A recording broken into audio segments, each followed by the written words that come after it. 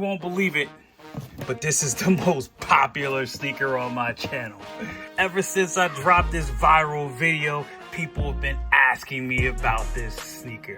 I got these things because I wanted to try out the React technology, and it turns out these things are crazy comfortable. But for some reason, they're made weird, and these stupid heel tabs fit me like trash.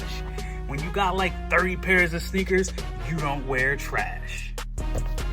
As you can see, these things are perfect, but just not for me. You know my man B Money? He's the one who spent like $1,500 on sneakers trying to save his marriage.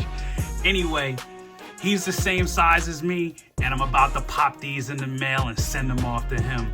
And if you want me to send you a pair of sneakers like this from my collection, hit me up and leave a comment, and we'll make it happen. Hey guys, thank you so much for watching Not a Sneakerhead. You can subscribe here, or you can watch a video that I've selected just for you. Make sure you keep your sneakers clean and have a great day.